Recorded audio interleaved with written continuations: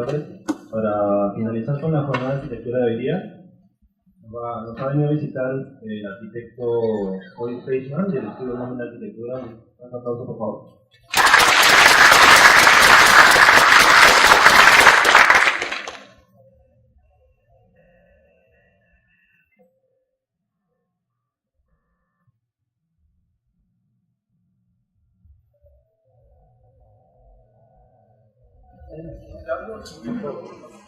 Comentarles que yo presento efectivamente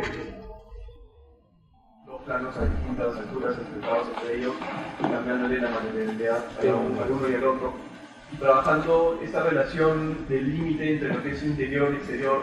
Y cuando hablo de trabajarlo me refiero a tratar de hacer cada vez ese límite mucho más ambiguo, ¿no? Tratar de difuminar ese límite que hay entre las cosas. Nuestro segundo proyecto no es un edificio construido, es como ven acá una publicación. De hecho, esto es un libro que nosotros publicamos, que bueno, lo que ven ahí son las dos ediciones. Hicimos una primera edición con un tiraje terminado y después hicimos una segunda edición. Y este libro se empezó a gestar y se produjo y se editó, incluso se lanzó en aquellos años del boom inmobiliario, y creo que de alguna manera responde a esta noción que teníamos nosotros de que si bien la ciudad se estaba construyendo, la ciudad no se estaba pensando. Entonces de alguna manera nos interesaba cómo a través de un proyecto tan cultural o académico como es hacer un libro, podíamos trabajar estas ideas y nociones de temas que nos interesaban. Esto también contribuye a la idea de este primer ejercicio que fue la casa, de ir generando puntos en común entre todos, porque a lo largo que íbamos haciendo el libro nos dábamos cuenta que habían temas que nos interesaban en común a los cuatro. Se empezó también a definir esa agenda que compartíamos los cuatro miembros, y a partir de ello se empieza a generar una especie de quinto miembro, que ya no es ninguno de los cuatro individuos, sino es Nómena como estudio que reúne a los cuatro. Para contarles un poco de la historia, o metodológicamente, la forma en la que lo hicimos. Nosotros salimos de la universidad y empezamos a juntarnos primero con los arquitectos que teníamos acceso y conocíamos, que eran nuestros profesores, que acababan de ser nuestros profesores en la universidad. Nos tomábamos el viernes libre y, no sé, salíamos a tomar una cerveza. Producto de esa conversación hablábamos de los temas que a nosotros nos interesaban, y creo que fue al segundo o tercer viernes que hicimos esto que nos dimos cuenta que realmente en esas conversaciones había un contenido muy interesante que valía la pena empezar a registrar. Después empezamos a grabar esas conversaciones se transcribieron y se pusieron en una web para acceso público, hasta que al cabo de 2 años de entrevistas, donde nos reunimos con aproximadamente 30 o más arquitectos, decidimos ya no seguir trabajando esas entrevistas tal como habían sucedido, que eran entrevistas de formato de pregunta y respuesta, sino empezar a descomponer esos diálogos, ya no resaltando el personaje sino el tema. Entonces creamos una especie de ficción en la que los 30 arquitectos con los que nos reunimos hubiesen estado dialogando entre sí, también respondiendo un poco a esa carencia que creíamos que había de falta de crítica sobre la arquitectura. Yo siempre me gusta hacer esta metáfora, ya sea con el cine, con la música, sobre el proceso de edición, que tiene que ver cuando tienes una cantidad de material que ahora hay que editar, y en este proceso de depurar y decidir con qué te quedas y con qué no te quedas, creo que se va definiendo la esencia del producto. Creo que es la razón por la que podemos tener en el cine, por ejemplo, 4 Batman totalmente distintos uno al otro. Y es porque si bien la historia o el material desde el que uno parte es la misma historia, esa mirada o ese perfil desde donde mira cada director en ese proceso de edición puede hacer que cada uno de los 4 productos finales sea totalmente distinto. Y esto ocurrió con el libro, que fue lo que nos comunicó a integrar. El libro finalmente se reduce en este esquema que de alguna manera resume los años que nos precedían, las personas que nos precedían, un poco entendiendo que nosotros, o lo que nos toca hacer a partir de ahora, cuando digo ahora me refiero en ese momento, en el 2010 más o menos, no era un punto de partida en cero, sino más bien era un punto más dentro de esta cadena. Realmente no tengo puntero para señalarlo, pero o sí tiene puntero esto. éramos un punto más de esta cadena, simplemente un eslabón más en la que la arquitectura no empezaba de nosotros ni terminaba de nosotros, sino que había empezado mucho antes que nosotros y va a continuar después que nosotros. Producto de estos años de hacer el libro, de juntarnos con arquitectos, creemos que esto nos abrió algunas puertas. Por ejemplo, esto, que fue la Bienal de Venecia. Esta fue la primera participación que tuvo Perú en la Bienal de Venecia, en la Bienal de Arquitectura. Y lo que hizo por ser su primera participación es que reunió a un conjunto de 20 estudios, dentro de los cuales estuvimos nosotros como el estudio más joven. Creo que más allá del proyecto que presentamos y la propuesta que tenía que ver con las nociones de hacer una ciudad sobre el desierto en la zona de Olmos, creo que tuvo que ver con ese roce nuevamente con los arquitectos a quienes nosotros habíamos admirado y aprendido y que ahora de alguna manera estábamos sentados en la mesa, pero de manera un poco más horizontal.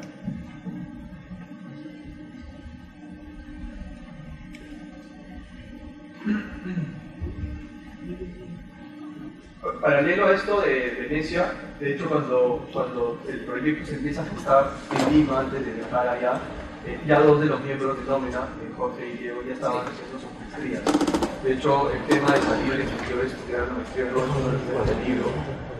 Más o menos el 50% de los arquitectos que participaban del libro estaban por la decisión de que es necesario salir fuera del país, y el otro 50% decía que había que quedarse, porque había un valor en todo el tuvo que quedarse. Y la oficina no fue la diferencia, la verdad que todos los miembros se fueron, dos nos quedamos. Y Jorge y Diego, mientras estuvieron afuera, tuvieron la oportunidad, incluso estando afuera, de generar un vínculo con la arquitectura que ocurría acá, relacionándola con la que ellos veían allá en Europa.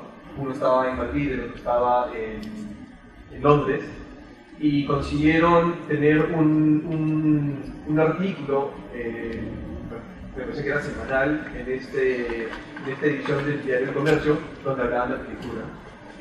Obviamente tratando de hacer eso, ¿no? Estar cerca. El hecho está en Europa, les permitía estar cerca de muchas obras que ellos habían estudiado, pero ahora las podían constatar en vivo y podían hablar y referirse de ellas, relacionándolas con las situaciones de Lima. Y esto no es menor porque nos abre un canal, por ponerle un nombre más a la oficina, que es el canal de los artículos, de escribir, de poder publicar, no solo con el libro, sino también con el periódico. Y creo que otra manera de generar conocimiento, así como ellos lo hicieron con sus maestrías, lo que nos quedamos en este momento, que estuvimos Héctor y yo, encontramos otra manera de seguir cultivando el conocimiento que fue la docencia, pero obviamente acá en Lima. Ambos empezamos a enseñar, primero en la UPC, después en la Universidad de Lima. Nosotros somos graduados de la UPC. Y creo que obviamente ya hoy en día, cuando regresaron nuestros socios, se integraron a la docencia, y que hoy en día llevamos un taller los cuatro donde podemos poner y practicar muchas de las ideas. Pero lo importante de esto es decir que es otro de los canales, así como está publicar libros y artículos. La docencia es otro canal por el cual la oficina se puede alimentar y a la vez expresarse y poner en prueba varias de las ideas que ahí nos interesan, desde trabajar proyectos canónicos como sistemas arquitectónicos o representación o ideas de ciudad, etcétera, etcétera. Y estar en la docencia nos abre otro de los canales más. Esto de los canales lo menciono porque al inicio dije que al ser 4 miembros considerábamos que nosotros teníamos una responsabilidad que iba más allá del proyecto arquitectónico, que era poder hacer muchas cosas a la vez, ya que éramos 4 arquitectos. Y la docencia nos lleva a la opción de poder investigar. Este es el Centro de Investigación Científica de la Universidad de Lima, para el cual nosotros tenemos la oportunidad de producir investigaciones todos los años.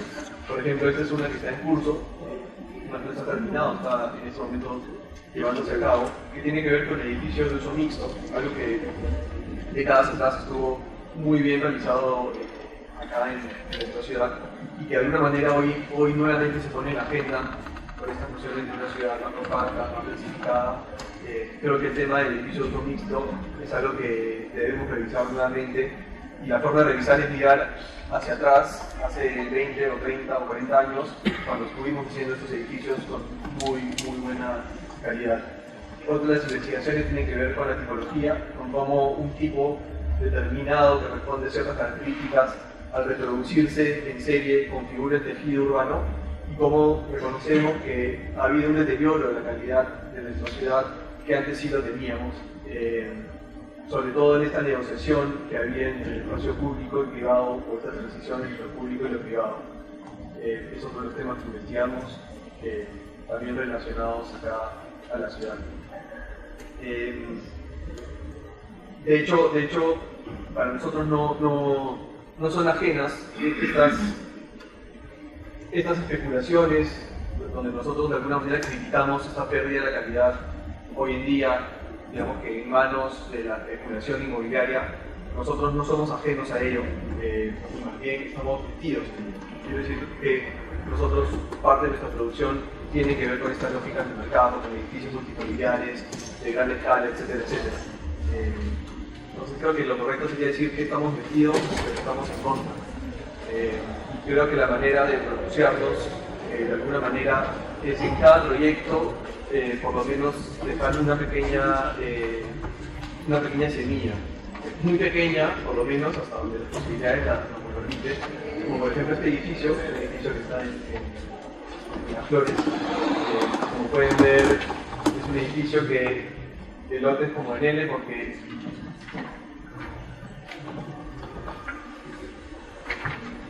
este lote nunca vendió, entonces ese terreno nunca va a tener la posibilidad de ser un edificio, un volumen construido. Eso nos llevó a la idea de pensar en estos dos laterales, que son las medianeras, de por qué vamos a dejar dos medianeras ciegas,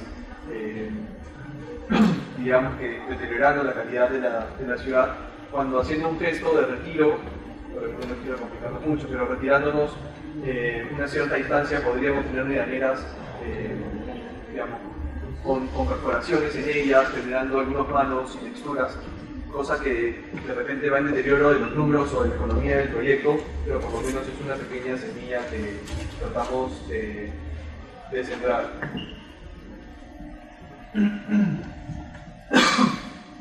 Con este proyecto, creo que tiene un respeto por lo preexistente. Cuando hablo de preexistente me refiero a la residencial San Felipe, por lo menos a través de la materialidad. Trabaja un ladrillo canavista sin ningún tipo de acabado, y también a través de los cerramientos o de la ausencia de cerramientos verticales. Un edificio que no tiene un cerco que lo cierre, digamos, la gente puede tanto caminar por donde está caminando en la foto, pero podrían, entre comillas, cortar camino por la esquina. Es un edificio que libera la esquina totalmente, dejándola permeable y transparente para poder ver la ciudad y atravesarla en ese sentido. O este otro edificio que está frente a uno de los parques más grandes de Lima, que creo que tiene el mismo gesto que este, de alguna manera, en el sentido que se separa el suelo, se levanta, tiene una ausencia de límites verticales, no hay ningún muro, ningún cerramiento. Esta persona, insisto, puede meterse por acá y salir hacia la otra calle, ir directamente al hall del edificio. Y más allá de eso, este terreno, por las cualidades del terreno mismo, por los parámetros, por su ubicación, podía tener mucha altura. Entonces, tipológicamente, iba a ser un edificio en torre. Y ahí venía el gran dilema: ¿cómo hacer una torre en un edificio, en un terreno entre medianeras? Esa era por un lado una de las interrogantes que teníamos. La otra era sobre el tipo. La mayoría de las inmobiliarias para las que hemos podido trabajar tienen un producto que está ya demasiado definido a nuestro gusto, en el sentido que saben hacia qué público están apuntando y cómo se conforma posiblemente esa familia, cosa que nosotros cuestionamos. Y me pareció interesante cómo con un mismo tipo podíamos atender a una diversidad mucho mayor de conformaciones de la familia, desde la persona que decide ser soltera, o que quiere convivir, o que no quiere tener hijos, o que sí quiere ser familiar, o parejas homosexuales, cualquiera de esas diversificaciones que hoy en día existen, que de repente están fuera de las lógicas comerciales, se podría resolver con todos estos tipos que, a pesar de que son exactamente la misma estructura, cada uno responde a distintas características de este tipo de familia. Y a la vez, la forma como ellos se agrupan nos permitía resolver el tema de la torre de gran altura, pero rompiendo estos límites o medianeras que se iban a generar, ¿no? Hay una serie de retranques que eliminan estas superficies que normalmente hubiese aparecido como una superficie lisa de gran altura, carrajeada y imperfecta, generando estos retranques y estos ingresos de luz hacia las zonas, digamos, de servicio, que lo pueden ver acá. Y participamos de este concurso que fue para la familia Benavides. Es un terreno que está ubicado en una de las arterias más importantes de Lima, que es el San Juan. Y el encargo era un edificio mixto donde teníamos que hacer coexistir algo de comercio, algo de oficinas, algo de hotel y algo de vivienda, todo en un mismo edificio, lo cual para nosotros era un proyecto encantador. Y decidimos hacer un gran contenedor bastante estéril en cuanto a su expresión y que pueda respetar todos estos usos en un mismo edificio. Y un poco también resumiendo varias de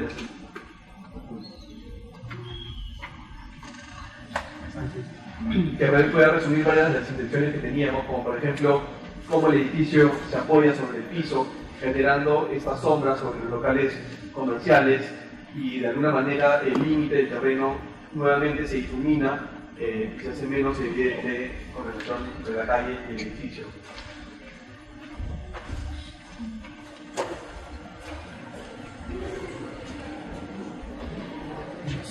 Y finalmente decidimos, después ya de algunos años de haber estado involucrado en este tipo de proyectos, comprarnos el rollo. Cuando digo comprarnos el rollo, me refiero al hecho de decidir nosotros mismos hacer nuestros propios edificios, hacer las veces del promotor inmobiliario, de alguna manera para poder poner la mayoría de los valores en los que nosotros creíamos en práctica. Lo que encontrábamos en Lima son estas casas de 1 o 2 pisos para una sola familia, que ahora se transforman en edificios de 7, 8, 10 pisos y que reciben a 15, 20 familias. Y consideramos que esa transformación no está siendo pensada por muchos de los agentes que están involucrados en este proceso, a tal punto que lo primero que hacen cuando compran una casa para hacer un edificio es colocar estas casetas que deben haber visto, son casetas de información, los fuimos a hacer de la información del futuro proyecto,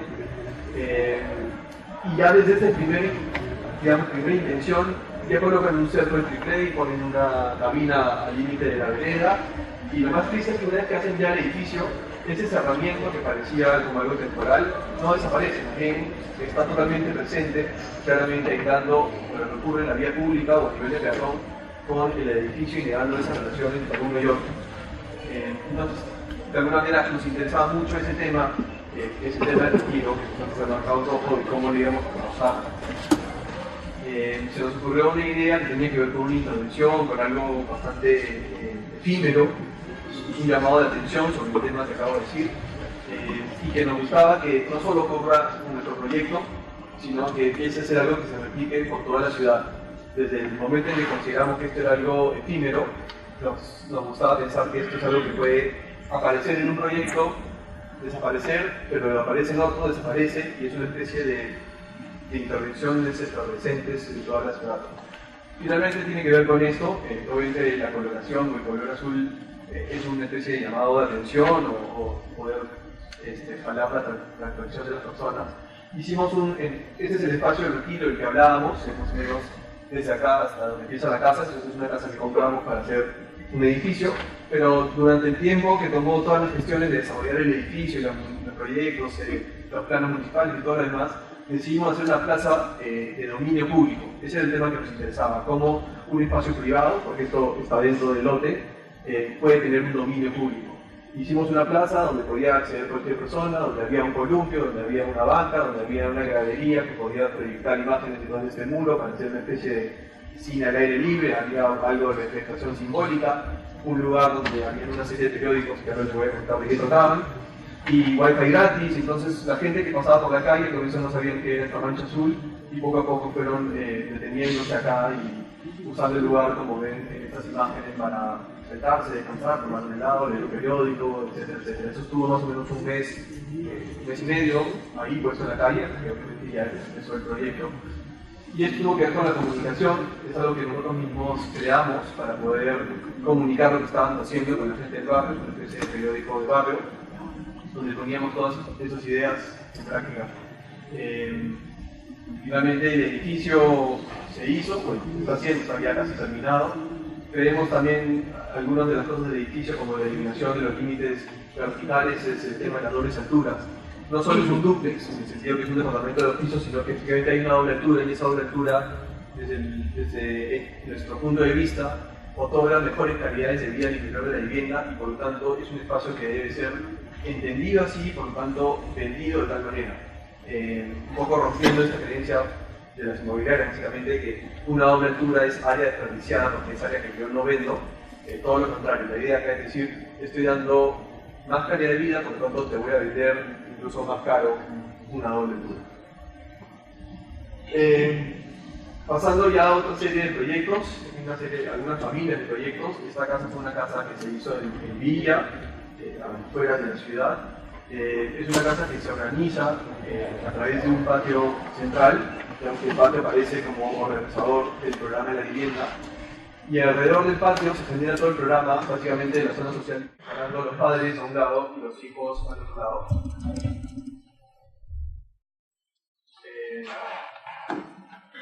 Esta idea de poder tener una vista a través de los obstáculos es lo que para nosotros es la transparencia. Es una casa que se resolvió básicamente en corte.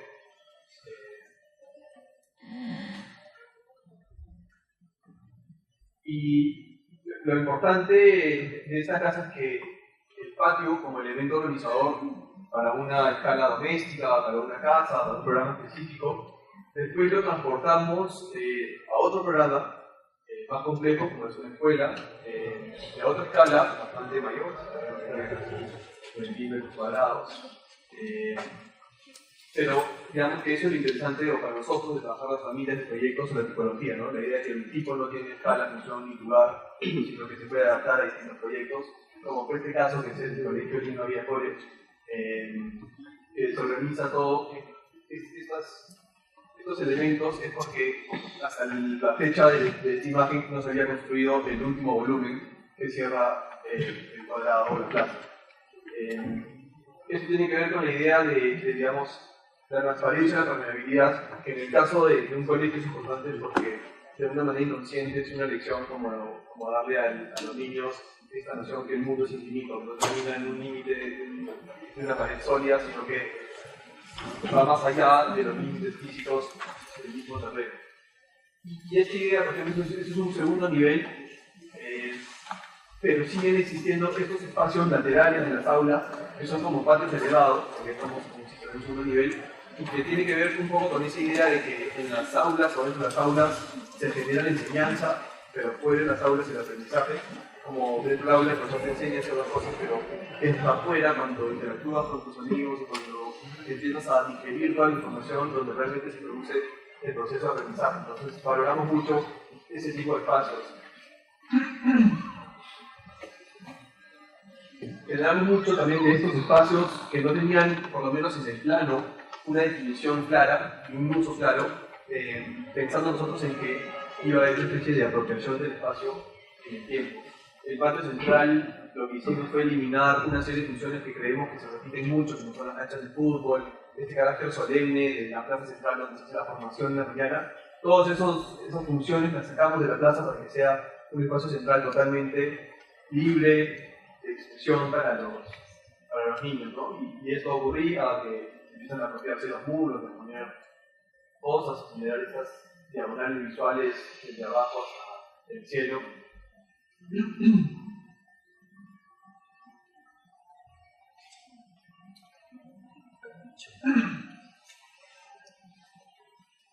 Por ejemplo, estas ideas de compresión o dilatación del espacio, ¿no? Y de repente, yo sé que puede parecer un detalle menor, pero este es el cerramiento del colegio, es una puerta de vidrio. Digamos, los padres que llevan a sus hijos acá, esta es toda la protección que tienen sus hijos. Y creo que la lección más allá de eso es que un niño que va a crecer en este colegio, ingresando todas las mañanas durante, no sé, 15 años, simplemente por una puerta de vidrio y luego a través de una reja, ese niño va a salir de ese colegio exigiendo recibir lo mismo en el sentido que no va, digamos, va a ser una persona muy atenta a cuando alguien quiera transgredir sus derechos y le cierre una calle con una reja o le pongan un muro como vimos, siempre va a tener en su conciencia la forma en la que él fue educado con este nivel de permeabilidad entre la calle que está acá y el interior del colegio. Y para este concurso, que fue el proyecto del Archivo General de la Nación, un concurso que no ganamos, quedamos en tercer lugar, pero volvimos a utilizar la idea del patio, ya esta vez no como un patio de gran escala, sino como dos patios, que son este primer patio y el segundo que está ahí atrás. Esta vez ya el patio no tiene necesariamente un carácter organizador de un programa, sino tiene que ver con la relación de la escala urbana. Uno de los patios, el que está adelante, tiene que ver con esa transición entre lo público y lo privado. El segundo patio es un patio mucho más contemplativo para los investigadores que van al archivo general. Y claramente se genera un zócalo donde está todo el programa genérico y esta barra donde está todo el programa específico, que son obviamente los archivadores y todo lo demás. Yo creo que lo interesante de estos tres proyectos que hemos visto, primero la casa en línea, el colegio y el archivo, es como nuevamente una misma tipología que es el patio, con esos dos patios y distintos caracteres, puede servir para distintos proyectos.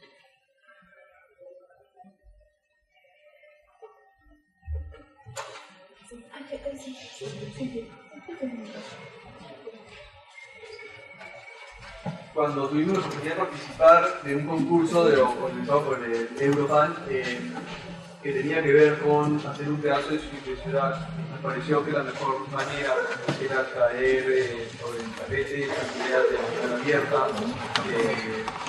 de ventana fragmentada, de volumen atomizado, y eso fue lo que propusimos. Creíamos que eso le daba un mayor valor a este pedazo de la ciudad.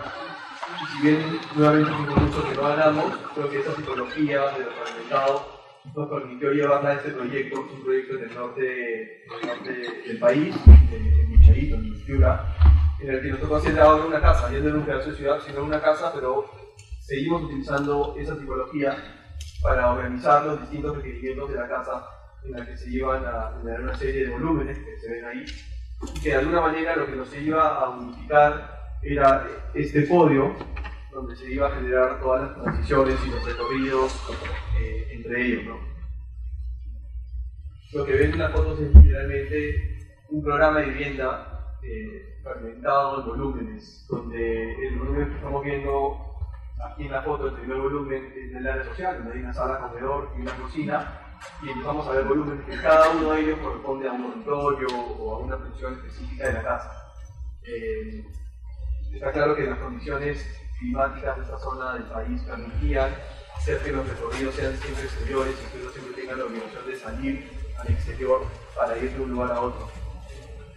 Y lo mismo ocurría con la materialidad. De alguna manera, creo que el contexto de la fotografía hablaba tanto por sí misma que había que hacer el volumen lo más estéril y con materiales lo más austeros posible.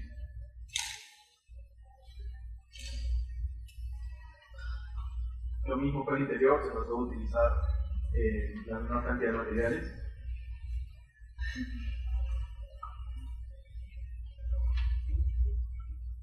Uno siempre cuando uno está sobre este podio, recorriendo, haciendo los recorridos, tuvimos mucho cuidado en que siempre tengas alguna visual o algún remate visual que ya te relacione ya sea con el mar o con el horizonte o con el cielo.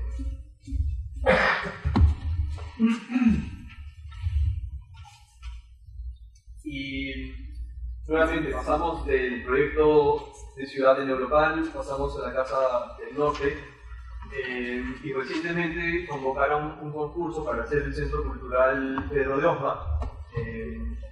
Algunos de ustedes quizás conocerán el Palacete, que es el Museo de Osma, que es acá. La fundación tiene una serie de terrenos que le pertenecen, que estaban aledaños, y nos estaba disponiendo para efectos del concurso, para hacer el centro cultural. Y nuevamente nos pareció que como tipología, esta idea fragmentada de hacer una ciudad permeable o generar una especie de barrio dentro del proyecto era lo más adecuado. Que son estos volúmenes que ustedes ven dispersos entre sí. A veces es importante también entender un proyecto en comparación de los otros, que de hecho es lo que el jurado hace a la hora de evaluar las propuestas. La mayoría de las propuestas, en comparación de esta, lo que hicieron fue generar un volumen sobre el terreno, como si hubieran como si hubieran optado por hacer de todo esto un volumen y de todo esto un volumen también.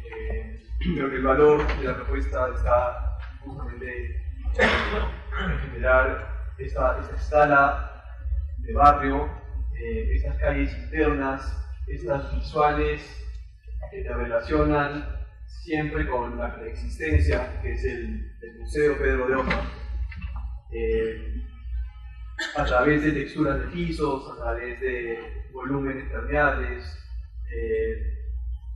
de nuevo la relación con el museo, la idea de poder trabajar algunas texturas incluso en las calles a modo de ralentizar el tráfico y que la prioridad la tenga el peatón y no el automóvil.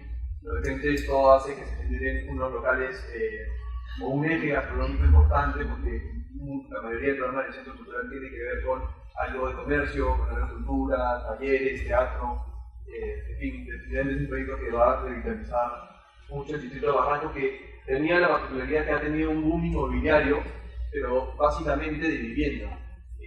Creo que lo que le está haciendo falta, o le hacía falta a Barranco, era justamente ese complemento, ¿no? Ya hay mucha vivienda, o hay muchos proyectos en ejecución en este momento, pero la mayoría, o los pobladores, o los vecinos de Barranco, tenían que siempre elegir a dónde irse para poder tener un momento, ya sea de ocio, de diversión o comercio, y elegían irse también de las Román y Miraflores. Esto creo que va a complementar muy bien la oferta que tiene inmobiliaria Barranco el día de hoy. Y creo que otro de los argumentos importantes que utilizamos es que, claro, es siempre difícil intervenir porque la zona donde están ubicados estos terrenos tienen tres denominaciones. Está sobre una avenida monumental, que es la avenida Pedro de Oca, está sobre un eje monumental y está sobre una zona monumental. O sea, tiene todos los caracteres para que uno tenga mucho cuidado con qué es lo que va a hacer, porque va a estar el Ministerio de Cultura siempre con los ojos puestos sobre lo que uno plantee. Y lejos de nosotros optar por generar una especie de falso histórico y recrear algún tipo de fachada como la que vemos en la foto del museo que está al costado, y está enmorillado, cosas por mil, etc. Hicimos algo que desde nuestro punto de vista es sumamente, nuevamente, estéril. Tratamos de no tampoco hacer ningún acto de presencia ni protagonismo, decir acá estamos, sino simplemente tratar de demostrar que es un edificio contemporáneo sin imitar el pasado y tampoco sin romper el entorno preexistente.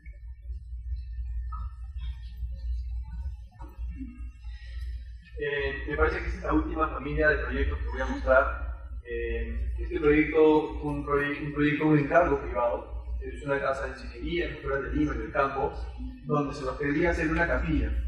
La capilla iba a ser para uso del cliente simplemente, para poder hacer misa los domingos, a algunos familiares, de repente el casamiento de la nieta, cosas de este estilo.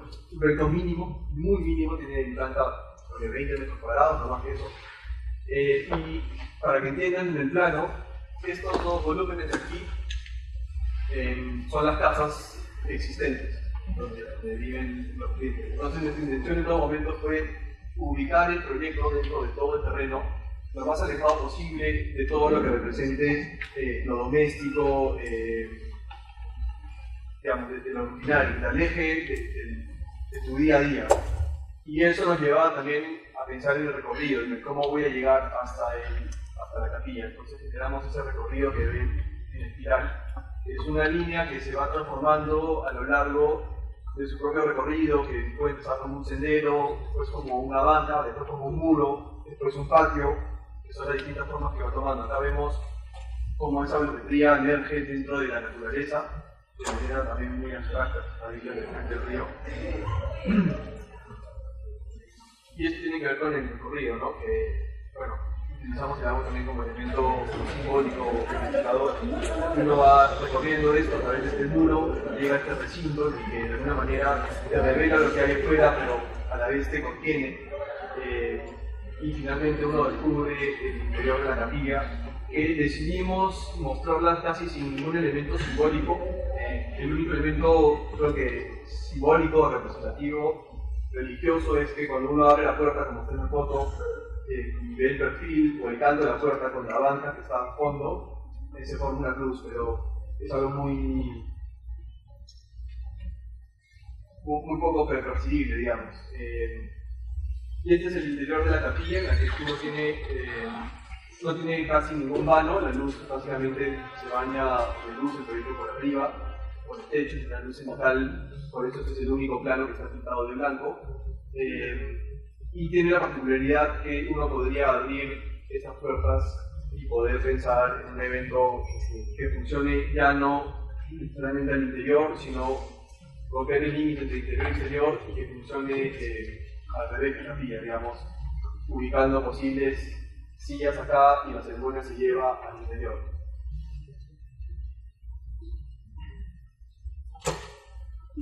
Y finalmente, el tema del recorrido, que fue una exploración importante para la capilla que acabamos de ver, es un tema que hemos trabajado bastante en este último proyecto. Es un proyecto que se está terminando ahorita, me parece que ya están abriéndolo. Es un encargo muy atípico porque nos pidieron sobre un terreno en Miraflores, sobre todo una zona que está en transformación, una zona en la que estaba llena de talleres mecánicos de autos, y ahora se está volviendo un eje gastronómico importante, como es la Avenida de la Mar. Teníamos un proyecto de poco frente y muchos fondos, en el que nos pidieron mezclar usos de comercio, de producción, de oficinas y restaurante, y sobre todo lo más llamativo, un jardín botánico. Básicamente es un mariposario, un lugar donde hay mariposas todo el tiempo. Y lo que hicimos fue eso, trabajar el edificio en base a un recorrido que ya no tenía la complejidad de la capilla, de resolver el tema de pasar de lo doméstico a lo más sagrado, sino pasar de lo público de repente a lo privado o a través de lo privado. Esta es una pieza que elegimos para trabajar toda la materialidad del edificio, es algo que encontramos en la zona, que lo encontramos en la mayoría de los talleres de la zona, son los interiores de la tienda. Y esto tiene que ver con el recorrido que se genera desde la calle. Uno puede elegir entrar a la tienda, como en esta imagen, entrar directamente a la tienda, o puede no entrar nunca a la tienda y empezar a este recorrido que asciende por esta escalera y que se bota en este espacio, que a partir de que uno termina de subir el primer tramo de escalera, uno va a continuar subiendo a través de una especie de espiral pendiente hasta llegar a la azotea del edificio. Y este recorrido siempre se genera en el perímetro de este gran vacío, que es el jardín botánico. Acá las mariposas todavía no estaban, hoy en día esto está lleno también de mariposas y de más vegetación. Es un espacio climatizado y que también sigue subiendo, está en contacto con este espacio bastante artístico, hasta llegar, esta parte del recorrido, hasta llegar al último nivel de la azotea, que es un espacio para nosotros públicos. Por eso decía que el proyecto acá del recorrido era como ir de lo público a lo público a través de lo privado, de alguna manera, y llegar a este espacio que es un restaurante, donde uno vuelve a tener un contacto con el cielo a través de este espacio abierto en el techo. Esto es lo que ocurre cuando uno repite esa pieza muchas veces y se genera esta especie de doble filtro o de velo que permite entrar a la luz de una manera bastante especial.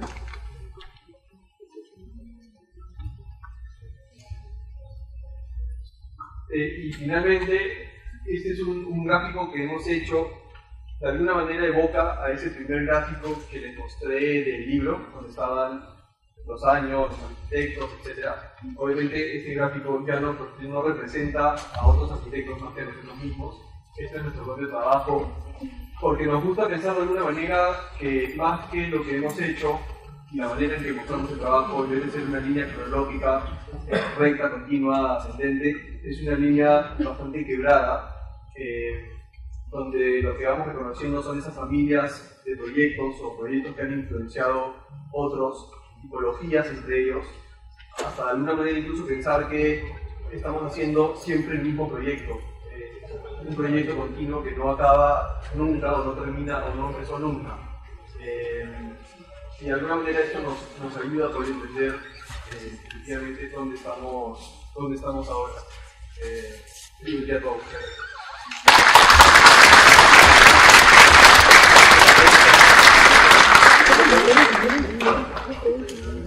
Bueno, me imagino que te refieres a composiciones. Composiciones. No, digo composiciones en el sentido que ese es el nombre Claro. Si mencionan alguna teoría, aparte de los arquitectos que les enseñaron, ¿pueden mencionar algo sobre eso? Sí, esto es composiciones del libro. La verdad que la diferencia entre ambas ediciones es mínima. Simplemente fue un tema que se acabó el tiraje y decidimos reeditarlo. Producto que decidimos reeditarlo, incluso que algo hay que agregamos una serie de gráficos que no había el primero, incluimos un par, porque a ver, como conté, esto fue el proceso de recopilar la información duró 2 años y medio básicamente, de conversar con arquitectos. En ese proceso depuramos mucha información. Me parece que para la siguiente edición agregamos algunas cosas más que habíamos descartado en el primero y un par de gráficos que nosotros mismos hicimos que resumían y graficaban mucho los contenidos. Pero básicamente es un libro, creo que va a sonar muy feo que yo recomiende el libro, pero yo recomiendo el libro a los estudiantes egresados porque nosotros lo hicimos en ese instante. O sea, nosotros hicimos el libro producto porque, a ver, nosotros nos volvimos en un momento muy conscientes, nos mirábamos entre los 4 socios y nos damos cuenta que éramos muy similares. Tenemos 4 amigos, estudiantes de la misma edad que casi habíamos cursado la carrera, llevando los mismos profesores, efectivamente Doblado, Ardadi, habíamos llevado, entonces teníamos terror a la idea de quedarnos en una línea horizontal de aprendizaje y que ya nos sigamos creciendo porque decíamos, oye, a diferencia de nuestros otros amigos de la universidad que van a entrar a trabajar en el estudio de Guaracino o de Málaga, que mantienen todavía mucho por aprender, nosotros nos vamos a quedar horizontales. Un poco combatiendo ese terror del no aprendizaje, dijimos, sigamos reuniéndonos con estos tipos a quienes conocemos, a quienes nos llevamos bien y saquémonos todo el contenido. Entonces, las temáticas o las preguntas que teníamos en ese momento, yo creo que no van a diferir mucho de las que ustedes van a tener. Son, oye, ¿qué hago? ¿Cómo armo un estudio? ¿Cómo empiezo a diseñar? ¿Cuál es el rol del arquitecto en la sociedad? ¿Me debo ir? ¿Me debo quedar? ¿Cómo es la profesión? ¿Cómo es el proceso de diseño?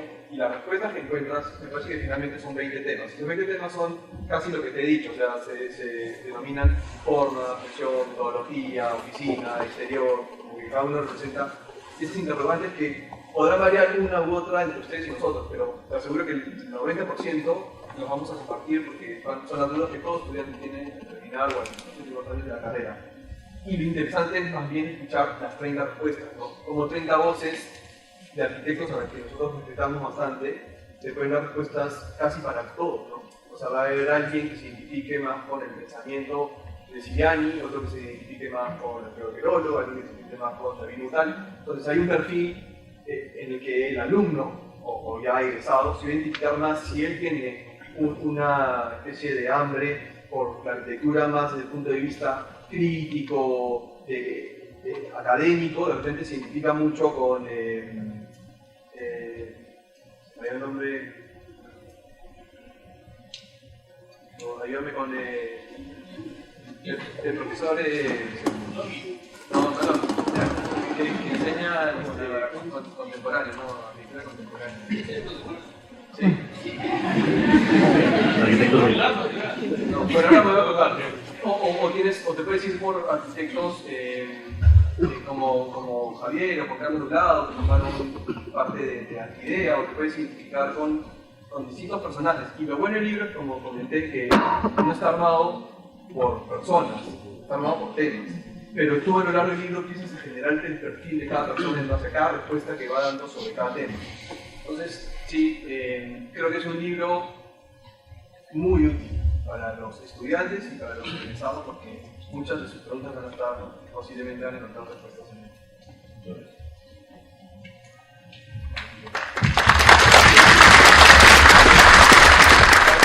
Sobre OSMA, creo que siempre tuvimos lo que lo mencioné. Claro, la idea de que no íbamos a hacer una representación o un falso histórico tratando de imitar el edificio del museo, ni tampoco consideramos que ser barranquino significa hacer una teatrina en madera ni una balaustrada en madera. De hecho, de arranque nos oponíamos a ver qué era el camino correcto a seguir en el concurso. Creíamos que cualquier arquitectura, y de hecho, es algo que no mencioné y debía haber mencionado como parte de las presentaciones, que la oficina tiene una metodología de diseño que creo que su pilar más fuerte es ser referente. Es es una arquitectura muy referenciada. Nosotros, ahora como docentes, siempre le decimos a nuestros alumnos que nunca deben sentir la carga o el peso o la responsabilidad de afrontarse un papel en blanco creyendo que ustedes van a ser genios creadores de una idea. La mayoría de la arquitectura ya se hizo y se hizo bien, solamente hay que saber a dónde mirar. Y más bien creo que la arquitectura no referenciada es una arquitectura muy mediocre, muy vacía.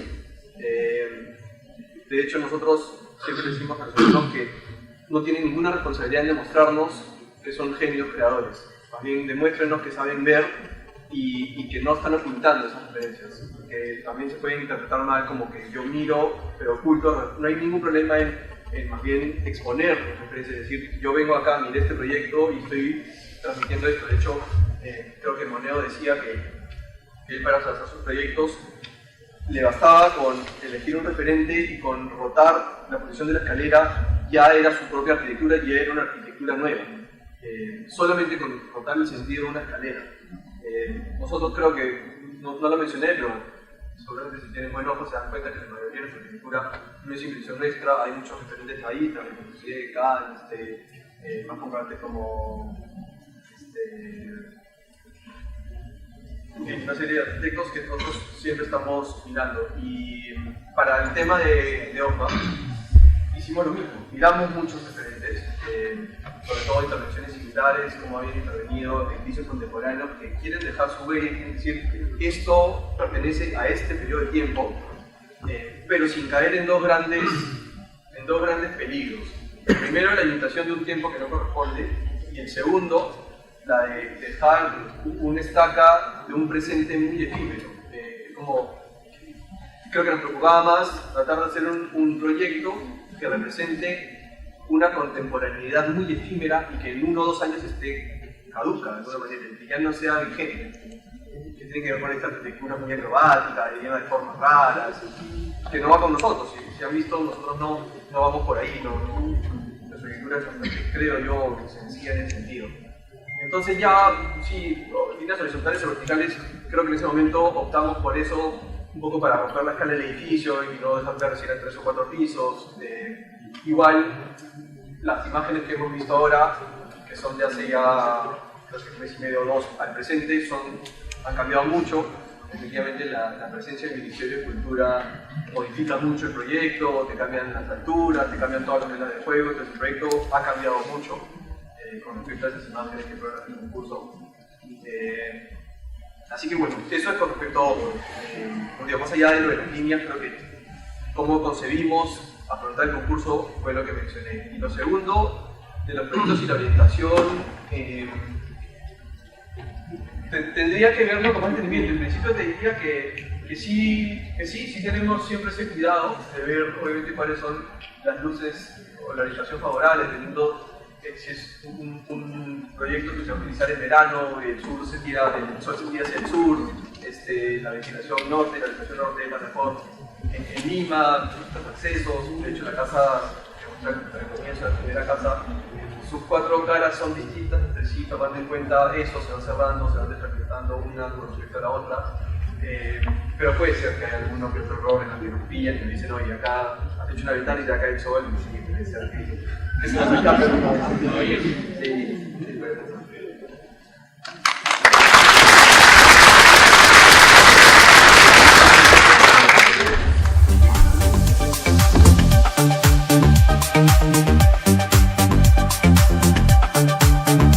Thank you.